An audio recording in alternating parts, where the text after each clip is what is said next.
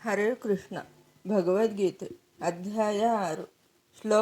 ಶ್ಲೋಕದ ಅನುವಾದ ಹಾಗೂ ಶ್ಲೋಕದ ಭಾವಾರ್ಥ. ಶ್ಲೋಕ 13-14. ಸಮಂ ಕಾಯ ಶಿರೋಗ್ರೀವಂ ಧಾರಯನ್ನಚಲಂ ಸ್ಥಿರಃ ಸಂಪ್ರೇಕ್ಷ ನಾಸಿಕಾಗ್ರಂ ಸ್ವಂ ದಿಶಶ್ಚಾನವಲೋಕಯನ್ ಪ್ರಶಾಂತಾತ್ಮ ವಿಗತ ಬಿಭ್ರಮ ಚಾರಿವ್ರತ ಸ್ಥಿತಃ ಮನಃ ಸಂಯಮ್ಯ ಮಚ್ಚಿತ್ತೋ ಯುಕ್ತ ಆಸೀತ ಮತ್ಪರಃ. ಅನುವಾದ: ದೇಹ, ಕುತ್ತಿಗೆ ಮತ್ತು ಶಿರಸ್ಸುಗಳನ್ನು ಒಂದು ಪಂಕ್ತಿಯಲ್ಲಿ ಸ್ಥಿರವಾಗಿ ಇರಿಸಿಕೊಂಡು ಮೂಗಿನ ತುದಿಯನ್ನು ಒಂದೇ ಸಮನೆ ದೃಷ್ಟಿಸಬೇಕು. ಪ್ರಶಾಂತಾತ್ಮನಾಗಿ, ನಿರ್ಭಯವಾಗಿ, ಬ್ರಹ್ಮಚಾರಿಯಾಗಿ ಹೃದಯದಲ್ಲಿ ನನ್ನನ್ನೇ ಧ್ಯಾನ ಮಾಡಬೇಕು ಮತ್ತು ನನ್ನನ್ನೇ ಜೀವನದ ಅಂತಿಮ ಗುರಿಯಾಗಿ ಮಾಡಿಕೊಳ್ಳಬೇಕು. ಭಾವಾರ್ಥ: ಕೃಷ್ಣನನ್ನು ತಿಳಿದುಕೊಳ್ಳುವುದೇ ಬದುಕಿನ ಗುರಿ. ಅವನು ಚತುರ್ಭುಜ ವಿಷ್ಣುರೂಪಿ ಪರಮಾತ್ಮನಾಗಿ ಪ್ರತಿಯೊಂದು ಜೀವಿಯ ಹೃದಯದಲ್ಲಿಯೂ ನೆಲೆಸಿದ್ದಾನೆ. ಯೋಗ ಪ್ರಕ್ರಿಯೆಯನ್ನು ಅಭ್ಯಾಸ ಮಾಡುವುದರ ಉದ್ದೇಶವು ಹೃದಯಸ್ಥನಾದ ಈ ವಿಷ್ಣುವಿನ ಅಂತರ್ಯಾಮಿ ರೂಪವನ್ನು ಕಂಡುಕೊಂಡು ನೋಡುವುದು ಮತ್ತೇನೂ ಅಲ್ಲ. ಈ ವಿಷ್ಣು ಮೂರ್ತಿಯು ಮನುಷ್ಯನ ಹೃದಯದಲ್ಲಿರುವ ಕೃಷ್ಣನ ಸ್ವಾಂಶ ಪ್ರತಿನಿಧಿ. ಈ ವಿಷ್ಣು ಮೂರ್ತಿಯ ಸಾಕ್ಷಾತ್ಕಾರದ ಉದ್ದೇಶವಿಲ್ಲದವನು ಅಣಕು ಯೋಗಾಭ್ಯಾಸದಲ್ಲಿ ತೊಡಗಿರುತ್ತಾನೆ. ನಿಶ್ಚಯವಾಗಿಯೂ ಕಾಲವನ್ನು ವ್ಯರ್ಥ ಮಾಡುತ್ತಿದ್ದಾನೆ. ಕೃಷ್ಣನೇ ಬದುಕಿನ ಕಟ್ಟಕಡೆಯ ಗುರಿ. ಹೃದಯದಲ್ಲಿ ನೆಲೆಸಿರುವ ವಿಷ್ಣು ಮೂರ್ತಿಯು ಯೋಗಾಭ್ಯಾಸದ ಗುರಿ. ಹೃದಯದೊಳಗಿರುವ ಈ ವಿಷ್ಣು ಮೂರ್ತಿಯ ಸಾಕ್ಷಾತ್ಕಾರವನ್ನು ಸಾಧಿಸಲು ಮನುಷ್ಯನು ಸಂಪೂರ್ಣವಾಗಿ ಕಾಮಜೀವನದಿಂದ ಮುಕ್ತನಾಗಿರಬೇಕು. ಆದುದರಿಂದ ಮನುಷ್ಯನು ತನ್ನ ಮನೆಯನ್ನು ಬಿಟ್ಟು ಒಬ್ಬನೇ ಏಕಾಂತ ಸ್ಥಳದಲ್ಲಿ ವಾಸಿಸಬೇಕು. ಮೇಲೆ ಹೇಳಿರುವಂತೆ ಕುಳಿತುಕೊಳ್ಳಬೇಕು.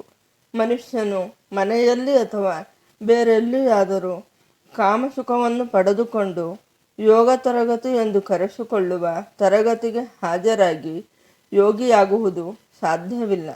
ಮನುಷ್ಯನು ಮನಸ್ಸಿನ ನಿಯಂತ್ರಣವನ್ನು ಮತ್ತು ಎಲ್ಲ ಬಗೆಯ ಇಂದ್ರಿಯ ತೃಪ್ತಿಯನ್ನು, ಇದರಲ್ಲಿ ಕಾಮಜೀವನವೇ ಮುಖ್ಯವಾದದ್ದು, ಇದನ್ನು ತಪ್ಪಿಸುವುದನ್ನು ಅಭ್ಯಾಸ ಮಾಡಬೇಕು. ಮಹರ್ಷಿ ಯಾಜ್ಞವಲ್ಕ್ಯ ಬರೆದ ಬ್ರಹ್ಮಚರ್ಯದ ನಿಯಮಗಳಲ್ಲಿ ಹೀಗೆ ಹೇಳಿದೆ: ಕರ್ಮಣ ಮನಸಾ ವಾಚ ಸರ್ವಾವಸ್ಥಾಸು ಸರ್ವದಾ ಸರ್ವತ್ರ ಮೈಥುನ ತ್ಯಾಗೋ ಬ್ರಹ್ಮಚರ್ಯಂ ಪ್ರಚಕ್ಷತೆ.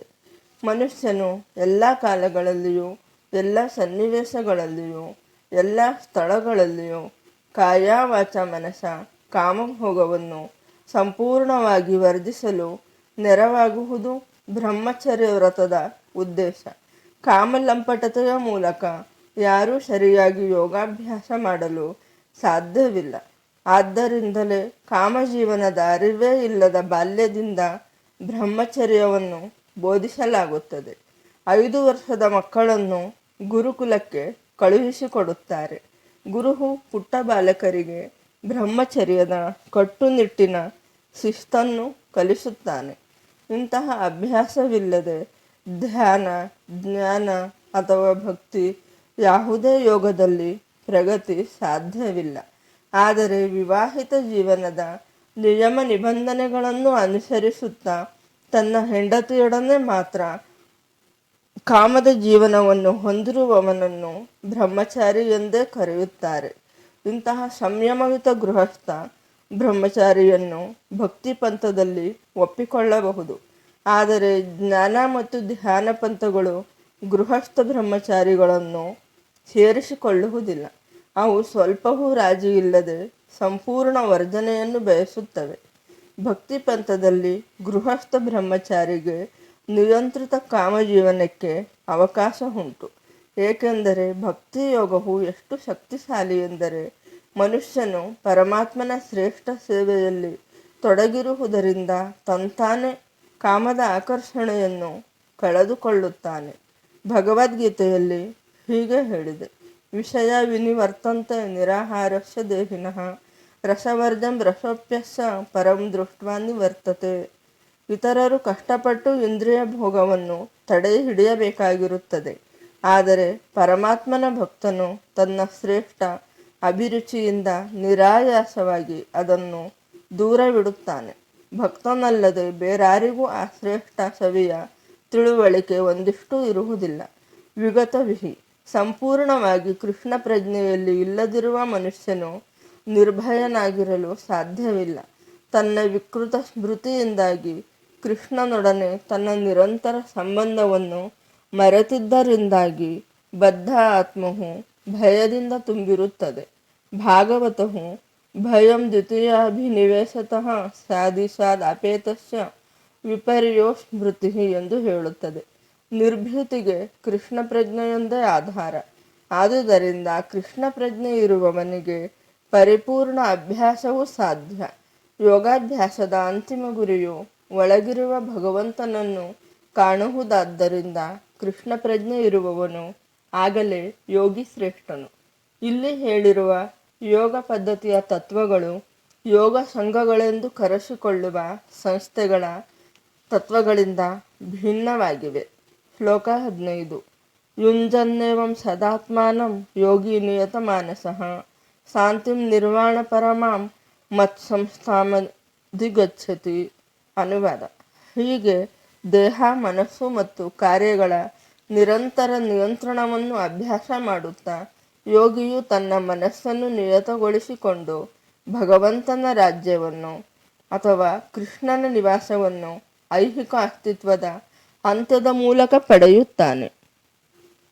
ಭಾವಾರ್ಥ: ಯೋಗಾಭ್ಯಾಸದ ಅಂತಿಮ ಗುರಿಯನ್ನು ಈಗ ಸ್ಪಷ್ಟವಾಗಿ ವಿವರಿಸಿದೆ. ಯೋಗಾಭ್ಯಾಸದ ಗುರಿ ಯಾವುದೇ ಐಹಿಕ ಸೌಲಭ್ಯವಲ್ಲ. ಅದರ ಗುರಿ ಎಲ್ಲ ಐಹಿಕ ಅಸ್ತಿತ್ವವನ್ನು ಕೊನೆಗಾಣಿಸುವುದು. ಭಗವದ್ಗೀತೆಯ ಪ್ರಕಾರ ಆರೋಗ್ಯವನ್ನು ಉತ್ತಮಗೊಳಿಸಿಕೊಳ್ಳಲು ಬಯಸುವವನು ಅಥವಾ ಐಹಿಕ ಸಿದ್ಧಿಯನ್ನು ಬಯಸುವವನು ಯೋಗಿಯಲ್ಲ.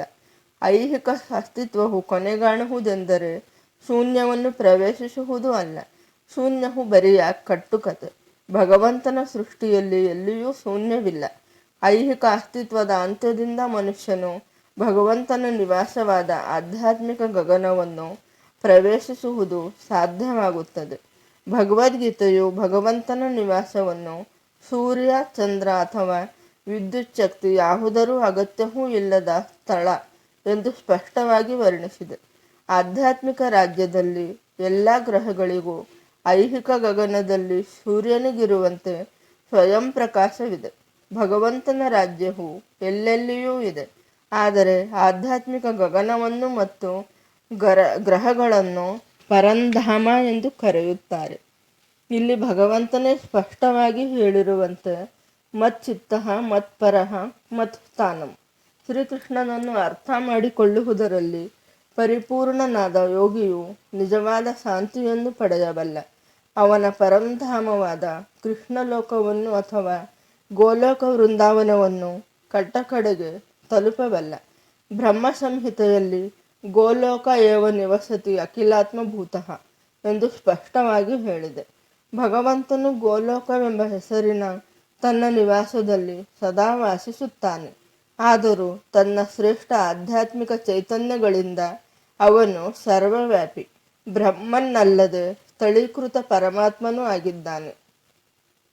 ಕೃಷ್ಣನನ್ನು ಮತ್ತು ಅವನ ಸ್ವಾಂಶ ವಿಸ್ತರಣವಾದ ವಿಷ್ಣುವನ್ನು ಸರಿಯಾಗಿ ಅರ್ಥ ಮಾಡಿಕೊಳ್ಳದೆ ಯಾರೂ ಆಧ್ಯಾತ್ಮಿಕ ಗಗನವನ್ನು ತಲುಪಲಾರರು.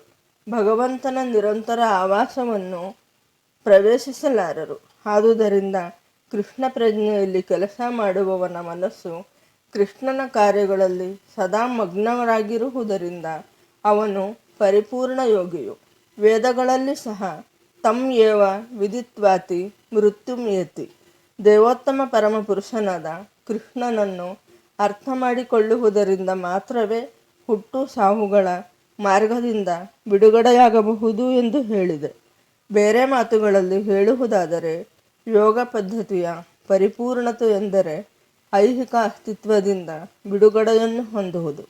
ಅದು ಮುಗ್ಧ ಜನರಿಗೆ ಮೋಸ ಮಾಡುವ ಯಕ್ಷಿಣಿಯಲ್ಲ, ಅಂಗಸಾಧನೆಯ ಕಸರತ್ತುಗಳೂ ಅಲ್ಲ. ಶ್ಲೋಕ 16. ನಾತ್ಯಶ್ನತಸ್ತು ಯೋಗೋಸ್ತಿ ನ ಚೈಕಾಂತ ಮನಸ್ನತಃ ನ ಜಾತಿ ಸ್ವಪ್ನಶೀಲಸ್ಯ ಜಾಗ್ರತೋ ನೈವ ಚಾರ್ಜುನ. ಅನುವಾದ: ಅರ್ಜುನನೇ, ಮನುಷ್ಯನು ಅತಿ ಹೆಚ್ಚಾಗಿ ತಿಂದರು ಅಥವಾ ಅತಿ ಸ್ವಲ್ಪ ತಿಂದರು, ಅತಿ ಹೆಚ್ಚಾಗಿ ನಿದ್ದೆ ಮಾಡಿದರು ಅಥವಾ ತಕ್ಕಷ್ಟು ನಿದ್ದೆ ಮಾಡದಿದ್ದರೂ ಯೋಗಿಯಾಗಲು ಸಾಧ್ಯವಿಲ್ಲ. ಭಾವಾರ್ಥ: ಇಲ್ಲಿ ಯೋಗಿಗಳು ಊಟ ಮತ್ತು ನಿದ್ರೆಗಳ ವಿಷಯದಲ್ಲಿ ನಿಯಂತ್ರಣವನ್ನು ಅನುಸರಿಸಬೇಕೆಂದು ಸಲಹೆ ಮಾಡಿದೆ. ಅತಿಯಾಗಿ ತಿನ್ನುವುದೆಂದರೆ ದೇಹ ಮತ್ತು ಆತ್ಮಗಳನ್ನು ಒಟ್ಟಿಗಿಡಲು ಅಗತ್ಯವಾದದ್ದಕ್ಕಿಂತ ಹೆಚ್ಚು ತಿನ್ನುವುದು.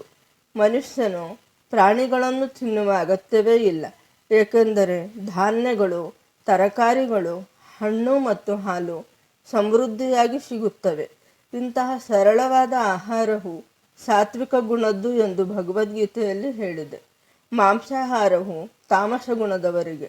ಆದುದರಿಂದ ಪ್ರಾಣಿಗಳ ಮಾಂಸವನ್ನು ತಿನ್ನುವುದು, ಮದ್ಯಪಾನ, ಧೂಮಪಾನ ಮತ್ತು ಕೃಷ್ಣ ಪ್ರಸಾದವಲ್ಲದ ಆಹಾರವನ್ನು ತಿನ್ನುವುದು ಇವುಗಳನ್ನು ಅಭ್ಯಾಸ ಮಾಡಿದವರು ಪಾಪಪೂರಿತ ಪ್ರತಿಕ್ರಿಯೆಗಳನ್ನು ಅನುಭವಿಸುತ್ತಾರೆ, ಏಕೆಂದರೆ ಅವರು ಬರೀ ಕಲುಷಿತ ವಸ್ತುಗಳನ್ನು ತಿನ್ನುತ್ತಾರೆ.